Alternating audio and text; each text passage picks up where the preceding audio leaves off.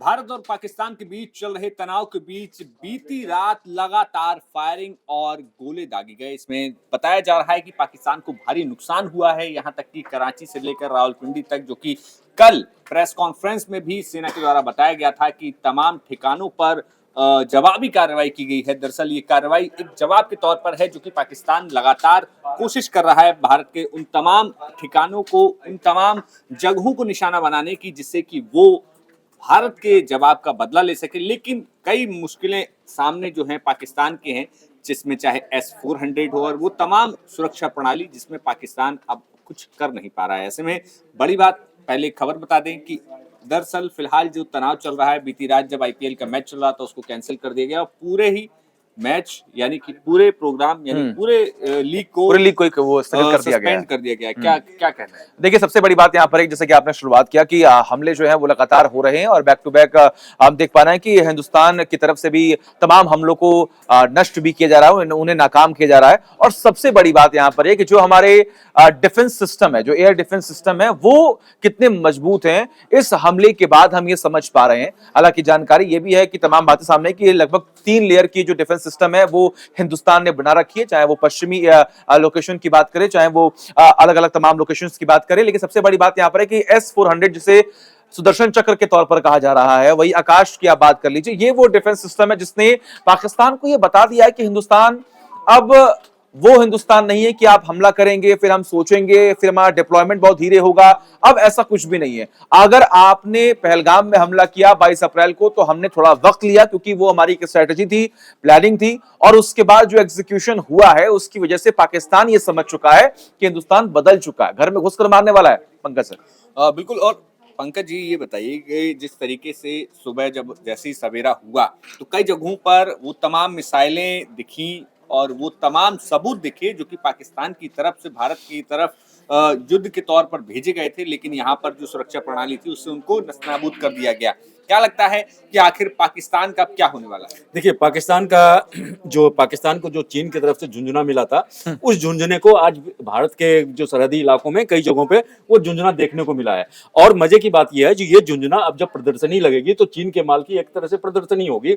और आप ये समझिए, जो चीन जो है, सबसे पहले मैं चीन पे आ रहा हूँ, चीन है बैकफुट पे आ गया। और चीन, देखिए, चीन को पता था जो अगर इसमें वार होता है, युद्ध की स्थिति होती है, आमने सामने का फाइट होता है, तो मेरे सामानों का क्या होगा। इसलिए वो जो पहले से ही है, कल परसों से कल जो उनके जो प्रवक्ता है उनका जो बयान आया था विदेश मंत्रालय से, तो उन्होंने बोला था करने का जो कम होना चाहिए, हम पड़ोसी मुल्क है, जबकि उससे पहले उनके तेवर कुछ और थे। रही बात पाकिस्तान की, देखिए, पाकिस्तान को करारा जवाब मिला। अब ये हिंदुस्तान जो छेड़ोगे तो छोड़ेंगे नहीं। और ये देखिए, जब 1971 में जब हमारी स्थिति बहुत अच्छी नहीं थी, तब हमने पाकिस्तान को 2 टुकड़े कर दिए थे और उस तरह का जवाब हमने दिया था। तो अब तो ये 2025 का भारत है और विश्व की चौथी अर्थव्यवस्था, सबसे बड़ी अर्थव्यवस्था है। तो आर्थिक तौर पे भी अब देखिए जो पाकिस्तान की क्या स्थिति है, पाकिस्तान का जो हुक्मरान है वो आर्मी के दबाव में युद्ध का जैसे भी हरकतें वो कर रहा है। जो मुल्ला मुनीर है, जिसको कि आर्मी चीफ वहां का है, जो आसिफ मुनीर है, तो उसको मुल्ला मुनीर बोलते हैं। वो बेसिकली मुल्ला वाला जो होता है ना, वो उनका जो थिंकिंग है उस लेवल से है और उसी तरह के वो आतंकी, और ये बेसिकली वो बनना चाहते हैं, आपको परवेज मुशर्रफ वाले रोल में वो आना चाहते हैं। तो वहां तो एक अलग है। देखिए, पाकिस्तान में अभी गृह युद्ध के जैसे हालात हो गए हैं और पाकिस्तान में आप देखिएगा कभी भी, जैसे रात में जैसे नवाज शरीफ, ये इमरान खान के जो समर्थक थे वो सड़कों पे आ गए थे, जो इमरान खान को रिहा करो, ये करो। अब खबरें वहां से ये आ रही है, जो पाकिस्तान आर्मी में कई गुट हैं और मुल्ला मुनीर को, जो आर्मी चीफ है मुनीर को हटाने की लगातार वहां से मांग हो रही है। और लेकिन उन्हें कौन हटाएगा? वहां तो सेना ही सर्वोच्च है, वहां तो सेना में तो उन्हें कौन हटाएगा? तो जो मुल्ला मुनीर के अलग खेमे के गुट के लोग हैं, वो चाहते हैं जो किसी भी तरह से मुल्ला मुनीर को वहां से हटाया जाए। तो इसलिए वहां देखिए गृह युद्ध जैसे हालात बन रहे हैं। ना सिर्फ असंतोष वहां के लोकल लोगों में है, क्योंकि लोकल जो वहां के हैं, जो मूल पाकिस्तानी है, उनका ये मानना है, जो नागरिक पाकिस्तानी है, जो भारत के सामने में हम कहीं नहीं टिकते। भारत की अर्थव्यवस्था कहाँ है, सुरक्षा प्रणाली उसका भारत का कहाँ है, तो हमें ये नहीं करना, हमें अमन चैन और प्रगति चाहिए, हमें नौकरी, बेरोजगारी और महंगाई से छुटकारा चाहिए। लेकिन ये उनपे एक तरह से वो अपनी रोटी सेकने के लिए सियासी पर वो रोटी और डेवलपमेंट के महत्वाकांक्षा बारे करने में के लिए कहाँ सोचते हैं पंकज सर, वो तो सिर्फ करने आतंकवाद को के लिए। पनाह देते हैं, आतंकवादियों को पनाह देते हैं। हमने नहीं देखा जब वो जब वहां पर हमले हुए थे तो उसके बाद जो भी उनके मसूद अजहर के जो भी जितने भी रिलेटिव थे, उनके जनाजे जब वहां पर पहुंचे तो वहां पर हम देख पा रहे हैं किस तरीके से उनके सैनिक, उनके नेता मौके पर मौजूद हैं।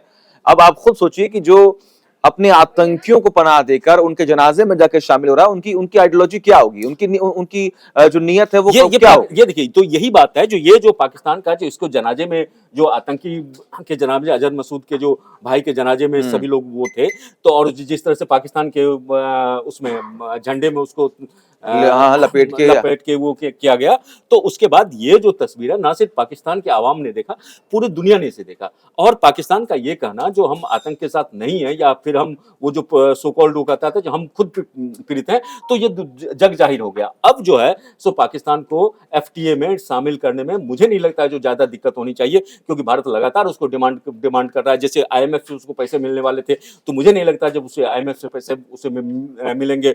और उस पर इतना पाकिस्तान पे इतना दबाव है, जो बोलते हैं ना, जब आपका अंतिम समय आ जाता है तो नाश मनुष्य पे छाता है, वो एक नाश मनुष्य पे छाया हुआ है पाकिस्तान पे। पंकज जी, ये हम लगातार देख रहे हैं कि पाकिस्तान की तरफ से कोशिशें बहुत हो रही हैं कि भारत पर हमला किया जाए, भारत को मजा चखाया जाए, लेकिन उतना उसको स्वाद आ नहीं रहा है, क्योंकि यहाँ पर सुरक्षा जिस तरीके से चाक चौबंद की गई है, तमाम सुरक्षा प्रणालियां हैं, खास तौर पर हमारे जो जेट्स हैं, जिन्होंने जिस तरीके से जवाब दिया, खास तौर पर पाकिस्तान के अंदर 100 किलोमीटर के अंदर तक जाकर, रावलपिंडी में कल ड्रोन हमने फायर किया, वहां पर रावलपिंडी में जब वो ड्रोन गया, तो यानी कि आप ये मानिए कि इस्लामाबाद से रावलपिंडी का पूरा सिर्फ जो दूरी है वो सिर्फ 15 किलोमीटर है। तो ऐसे में क्या लगता है कि अभी फिलहाल ये जो युद्ध की स्थिति है, युद्ध नहीं है, युद्ध की जो स्थिति बन रही है, ये और कितना आगे खिंच देखिए, अभी ये जो हालात हैं, अभी हालात कम से कम आप मान के चलिए जो इस हफ्ते तो ये स्थिति बनी रहेगी। क्योंकि देखिए, पाकिस्तान की छटपटाहट ये है, जो जैसे कराची उसका शहर, जैसे कराची पे रात में जिस तरह से हमले हुए और जिस तरह से कराची पोर्ट को जिस तरह से खबरें आ रही है, जो कराची पोर्ट को काफी नुकसान कराची और लाहौर तो लेकिन मैं कराची का खास करके, कराची जो जैसे आपका जो कराची पाकिस्तान का आर्थिक राजधानी है, जिस तरह से हमारा मुंबई है उस तरह से कराची उनका है। तो कराची एयरपोर्ट पे जिस तरह से उसको नुकसान पहुंचाया, भारतीय सेना ने नुकसान पहुंचाया, और जिस तरह से भारत जो देखिए, भारत अभी हमला नहीं कर रहा है। अभी सबसे बड़ी बात है, जो भारत अभी अभी भी डिफेंसिव अप्रोच में है, जो तुम अगर कुछ कर रहे हो तो हम तुमको रोक रहे हैं, तुम्हारी जवाबी कार्रवाई कर रहे हैं। आगे से भारत कुछ नहीं कर रहा। अगर भारत ये आक्रामक मूड में आ जाता है, अगर भारत अगर करता है, क्योंकि भारत नहीं चाहता युद्ध का विस्तार हो, क्योंकि युद्ध किसी के लिए ले, लेकिन जब सामने वाला मानने के लिए तैयार ही नहीं है, तो फिर आप उसको क्या कीजिएगा, आपको समझाना पड़ेगा। तो अभी भारत का अभी देखिए, जो अभी ये जो पूरा हफ्ता है, मुझे लगता है इस पूरे हफ्ते में तक पाकिस्तान को अपना समझ में आएगा। और ये पाकिस्तान कई हुक्मरानों का, जैसे पाकिस्तान का पार्लियामेंट का था, जो जिसमें उनके नेताओं ने जो बयान दिया था, उन नेताओं के बयानों पे भी अगर आप गौर कीजिए, तो यही उन लोगों का एक सब लबोलबाब ये था, जो भैया हम भारत के सामने नहीं टिक सकते हैं, और हम 5 दिन 7 दिन 10 दिन तक मैक्सिमम भारत से युद्ध कर सकते हैं। और देखिए, उनकी आर्थिक स्थिति इतनी खराब है, उनका रिजर्व जो है 3 से 4 दिनों का ही उनके पास रिजर्व है। तो फिर युद्ध में पैसे लगते हैं, तो पैसे कहां से आएंगे? और पाकिस्तान की आर्थिक स्थिति खराब, जो पाकिस्तान तो गुहार लगाने लगा, जो भाई मुझे बचाओ, यहाँ से अपील वहां से अपील। उनका तो आज तो दूसरा या तीसरा दिन है, बस शुरू हो चुका है। अगला सवाल मेरा सौरभ से। सौरभ, क्या लगता है ये जो पूरा वॉर चल रहा है, ये आखिर कहां तक जाने वाला है, और आपने क्या कुछ खास देखा कि भारतीय सेना ने पाकिस्तान को बिल्कुल जो हालत कर दी है कि अब बिल्कुल बचे नहीं? देखिए, तस्वीरें आ रही हैं, खबरें भी सामने आ रही है, पाकिस्तान की तरफ से ट्वीट भी हुआ है कि वो अपना कटोरा लेकर मार्केट में निकल चुका है। और हर तरफ से जेडी वेंस ने भी कह दिया कि भाई हमारा तुमसे कुछ लेना देना नहीं है, तुम्हें जो करना निपटो। चाइना का ही बयान है, चाइना ने बड़ा डिप्लोमेट तरीके से बयान दिया कि हम यूएन का जैसा रूल है, जिस तरीके से है हम उस तरीके से पालन करेंगे। मतलब पाकिस्तान एकदम अकेला पड़ा हुआ है। और देखिए, पाकिस्तान पे जिस तरीके से उसके जो ठिकाने, जो ड्रोन हमने नेस्तनाबूद कर दिए, उसके बाद में उसके ओंकारा कैंट पर अभी अटैक हुआ है।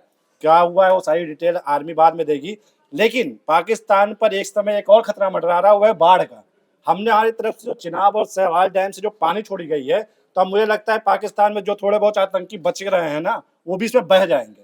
और जो ये अभी मुनीर हैं, जनरल मुनीर हैं, वो लापता हैं। और शहबाज शरीफ की खबर ये आ रही है कि वो देश छोड़कर भागने की प्लानिंग में है।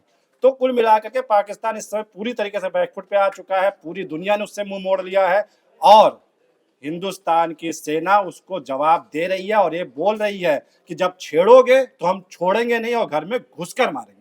बिल्कुल सचिन, आपको क्या लगता है कि ये जो खबर आई कि पाकिस्तान के तमाम अधिकारी अब सुरक्षित ठिकाना ढूंढ रहे हैं, बंकरों में छिपे, और कल जो है ब्लैकआउट जिसकी रिहर्सल भारत कर रहा था लेकिन वो स्थिति पाकिस्तान में हो गई। सबसे बड़ी बात यहाँ पर है कि पाकिस्तान को लगा होगा कि अभी तो हिंदुस्तान थोड़ा और वक्त लेगा, थोड़ा समझेगा, उसके बाद कुछ करेगा, और इतने देर में तो खेला हो गया। हमने देखा ना किस तरीके से जब वहां पर हमला हुआ तो ये बेचैनी किस तरीके से वहां के हुक्मरानों को हुई। पहले वो हाथ लगे आगे बढ़ाकर भीख मांगने कि हमें बचा लो, फिर उन्होंने यूएन से गुहार लगाई कि आप बैठक कीजिए, हमसे बातचीत कीजिए। लेकिन अब उसे समझ में आ रहा है कि देखिए हिंदुस्तान बहुत बदल चुका है। और सबसे बड़ी बात कि देखिए आप अलग अलग जगहों पर अब जाएंगे सोशल मीडिया पर तो आप देखेंगे कि लीडरशिप की बहुत तारीफ हो रही है हिंदुस्तान की। ये जो लीडरशिप है ना, इसकी जरूरत थी, इसकी नीड थी, और इस वक्त हम यही देख पा रहे हैं, जो फैसले लगातार लिए जा रहे हैं उसका असर देखने को मिल रहा है। देखिए पहले क्या था कि पहले हमने कई बार युद्ध में देखा है कि वहां पर कई सारे ऐसे एक्सपेक्ट्स थे जिसकी वजह से हमें नुकसान होता था, चाहे वो स्लो डिप्लॉयमेंट की बात हो, चाहे वो क्विक डिसीजन ना होना। लेकिन आज वो सब चीज नहीं है, आज उसमें बदलाव हुआ है और इसी की वजह से पाकिस्तान का ये हाल हो चुका है। एक बार फिर से मुक्की खाएगी और एक बार फिर से वहां गए आईएमएफ के पास भीख मांगने के लिए कि कुछ पैसे हमें दे दो कि हम युद्ध लड़ पाएंगे। तो बिल्कुल भीख मांगने का सिलसिला शुरू हो चुका है, लेकिन बड़ी बात यह है कि फिलहाल भारत देश में जो सीडीएस है उन्होंने सभी तीनों सेनाओं के प्रमुखों से मुलाकात की है, पूरी जानकारी ली है, इसके बाद रक्षा मंत्री से मुलाकात की है और गृह मंत्री को पूरी ब्रीफिंग देने के बाद अब कुछ ही देर में जो है सेना अपनी ब्रीफिंग जो है पूरे देश की जनता को बताएगी कि आखिर पाकिस्तान ने जो हरकत की है, आखिर कितनी कोशिशें रात में वो करता रहा। जो आसमान में जगह जगह हमने तस्वीरें देखी रात से ही कि किस तरीके से आसमान में मिसाइलों को उनको हवा में ही ध्वस्त किया जा रहा था, वो तमाम सुरक्षा प्रणालियां जिन्होंने पाकिस्तान को मुंहतोड़ जवाब हवा में ही दे डाला। उसके बाद अब अगर पाकिस्तान फिर कोई कोशिश करता है तो क्या एक्शन भारत लेगा, वो अब शाम तक पता चलेगा। मोहित एक बड़ी बात है कि हम एक व्यक्ति को भूल रहे हैं, उनको मेंशन करना बहुत जरूरी है। सीएम योगी आदित्यनाथ, उन्होंने अभी एक स्टेटमेंट दिया है हाँ। कि हिंदुस्तान विजयी है और विजयी रहेगा, और इससे वो फिल्म का डायलॉग भी आता है मेरे को कि हिंदुस्तान जिंदाबाद था, है और रहेगा, और पाकिस्तान को एक बार फिर से दिखाएगा कि आखिर आपकी स्थिति कहां पर है, आपकी पोजीशन कहां पर है। अभी 48 घंटे हुए हैं, पाकिस्तान घुटनों पर आ गया है और आज की रात अगर पाकिस्तान ने फिर कुछ करने की कोशिश की तो मुझे लगता है कि ये आज की रात जो होगी ना वो पाकिस्तान की आखिरी रात होगी, क्योंकि अब घुटनों पे आ गया, इसके बाद सीधे जमीन दोज, और उसके बाद अगर कुछ किया तो तकरीबन 2 गज नीचे जमीन के नीचे पाकिस्तान के जो आतंकी हैं वो मिलेंगे। और आज योगी ने भी ये चीज कहा कि बेशर्मी बंद कर दे पाकिस्तान, नहीं तो ये हिंदुस्तान इस तरीके से जवाब देगा कि पता ही नहीं चलेगा कि तुम्हारी कभी थी कोई निशानियां थी, मिट जाओगे। तो बिल्कुल देखना होगा कि आखिर जब पाकिस्तान इस चीज को कैसे समझता है और भारत जब एक्शन लेगा तो उसकी क्या हालत होती है। देखते रहिए न्यूज़ नेशन। शुक्रिया।